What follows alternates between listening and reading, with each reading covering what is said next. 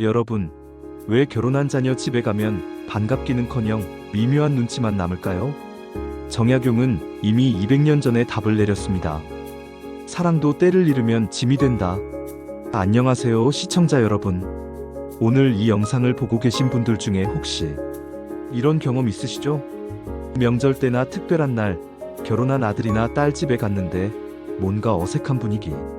며느리는 웃으며 차를 내주지만 뭔가 어색하고, 사위는 반갑다고 하면서도 눈치를 보는 것 같고, 우리가 뭘 잘못했나? 이런 생각 드셨죠? 여러분, 잘못한 게 아닙니다. 다만 우리가 놓치고 있는 게 있어요. 바로 시대가 바뀌었다는 거예요. 우리 때는 어땠습니까? 시부모님 말씀이 곧 법이었고 며느리는 무조건 순종해야 했죠.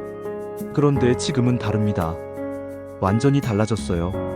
요즘 젊은 부부들은 우리만의 공간, 우리만의 생활을 굉장히 중요하게 생각합니다.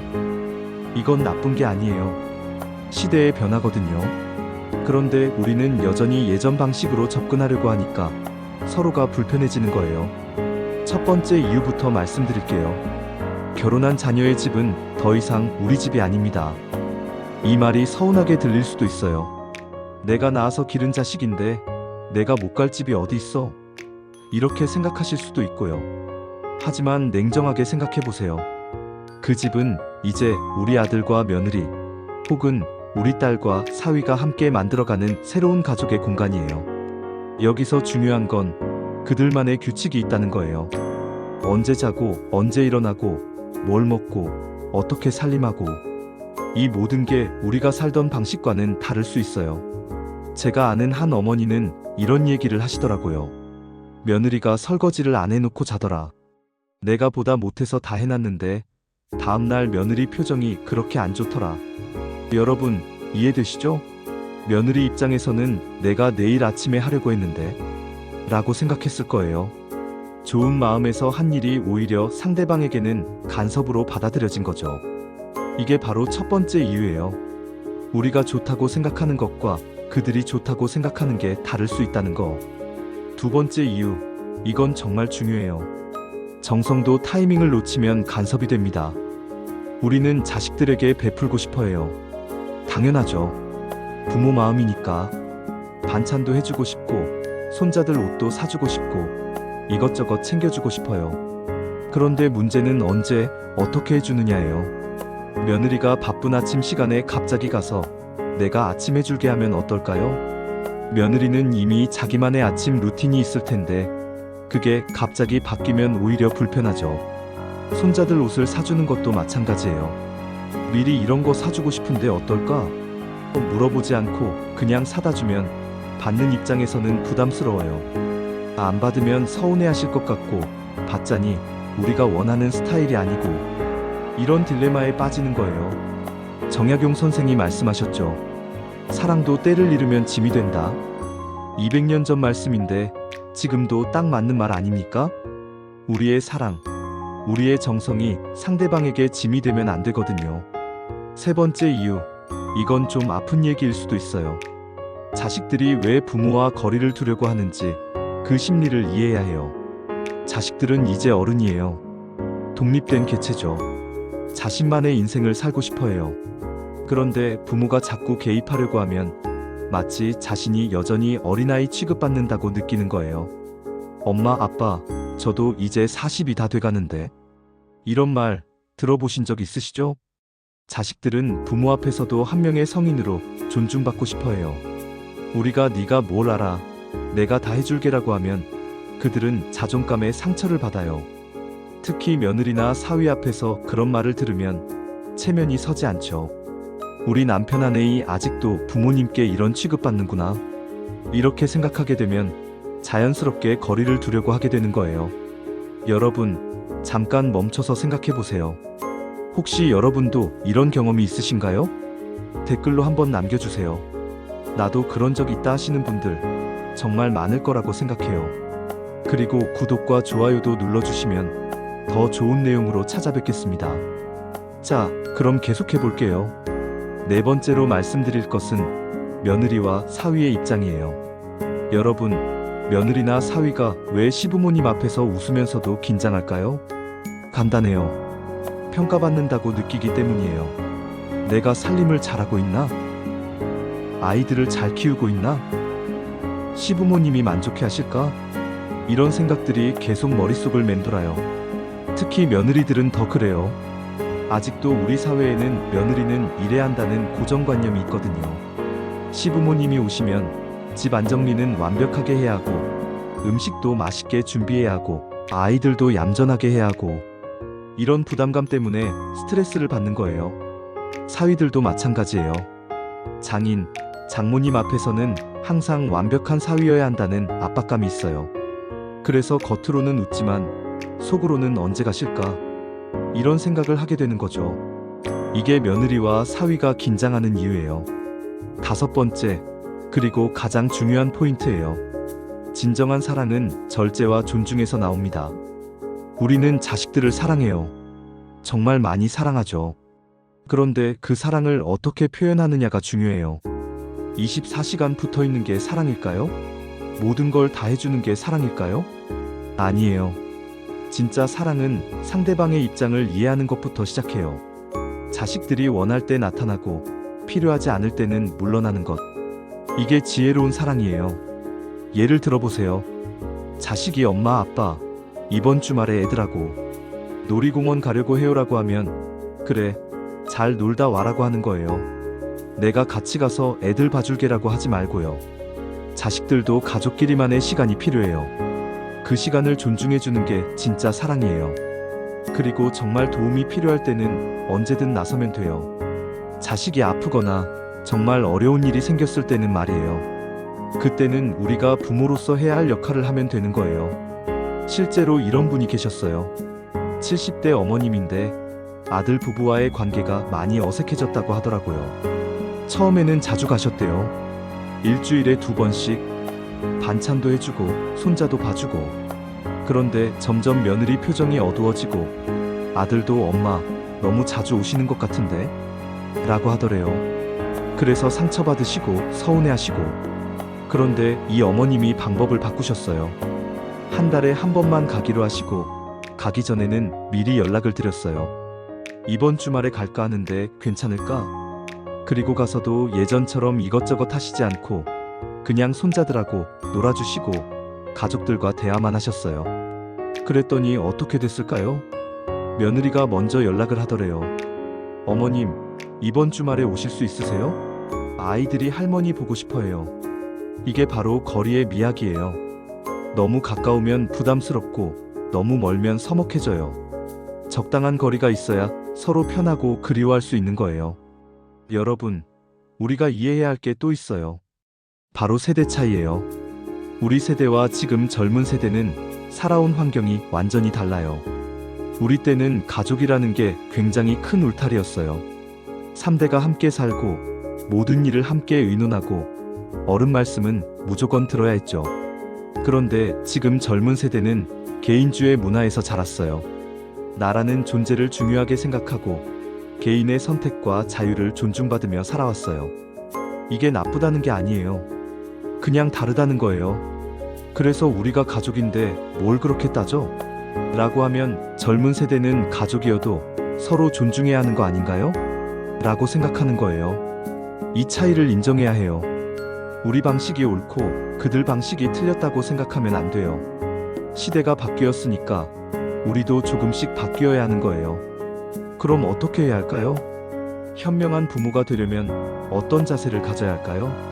첫째, 기다릴 줄 아는 부모가 되세요.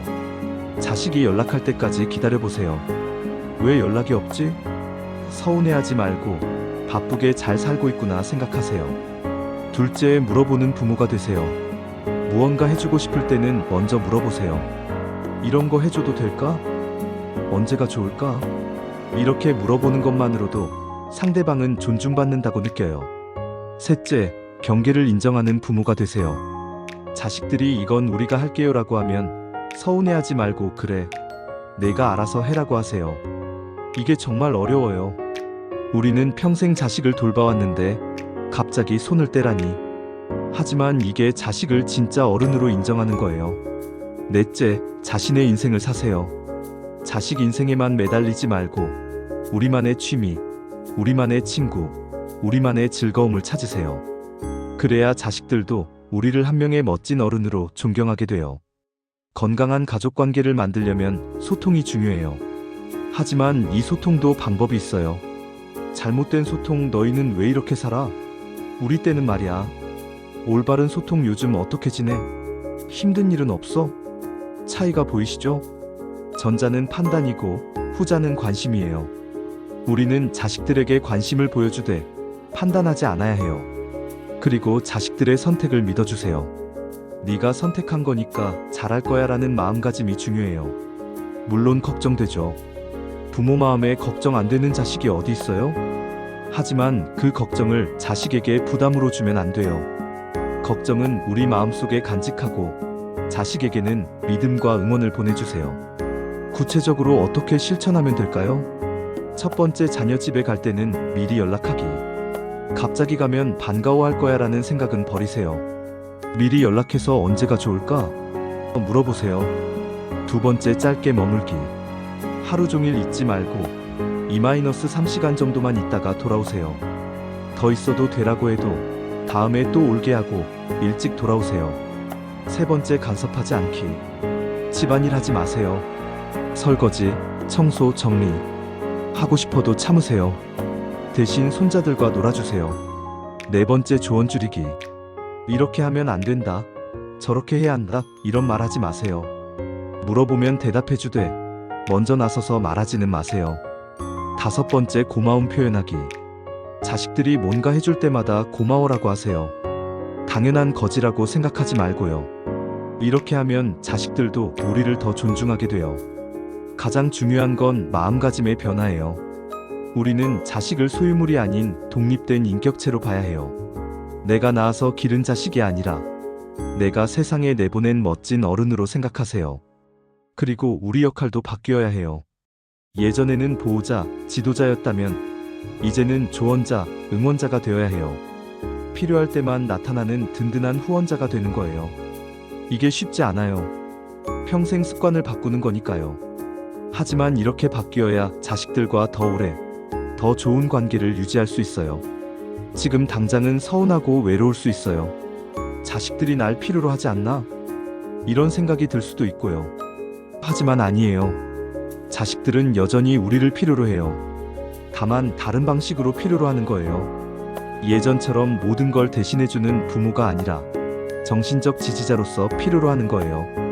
이제는 수평적 관계를 만들어가야 해요.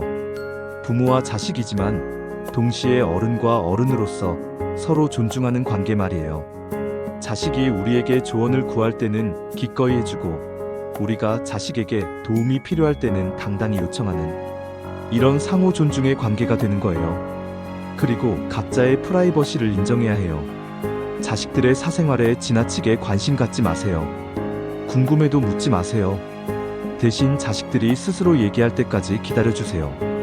이게 성숙한 어른의 관계예요. 우리도 자식에게 우리 사생활을 다 보고하지 않잖아요.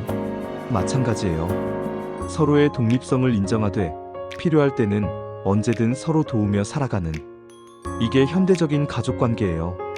손자, 손녀와의 관계도 마찬가지예요. 물론 손자, 손녀는 너무 예쁘죠. 뭐든 해주고 싶고 자주 보고 싶고 하지만 여기서도 부모의 권한을 존중해야 해요. 손자, 손녀의 1차 보호자는 그들의 부모예요. 우리는 2차예요. 이걸 잊으면 안 돼요. 손자, 손녀에게 뭔가 사주고 싶을 때도 부모에게 먼저 물어보세요. 이런 거 사주고 싶은데 어떨까? 그리고 손자, 손녀를 훈육할 때도 조심해야 해요. 부모가 허락한 범위에서만 하세요. 부모의 교육 방침과 다르게 하면 안 돼요. 할머니, 할아버지는 이렇게 해도 된다고 하는데 이런 말을 손자, 손녀가 하게 되면 부모 입장에서는 정말 곤란해져요. 우리는 손자, 손녀에게 특별한 추억을 만들어주는 역할을 하면 돼요. 부모가 주지 못하는 여유로운 시간, 특별한 경험을 선물해주는 거예요. 여러분, 여기까지 긴 이야기 들어주셔서 감사합니다. 정말 많은 분들이 공감하실 거라고 생각해요. 우리 모두 좋은 부모, 좋은 시부모, 시어머니가 되고 싶어요. 하지만 그 방법을 몰라서 서로 상처받고 오해하고 멀어지는 경우가 너무 많아요. 오늘 이 영상이 여러분에게 작은 도움이 되었으면 좋겠어요. 그리고 기억하세요.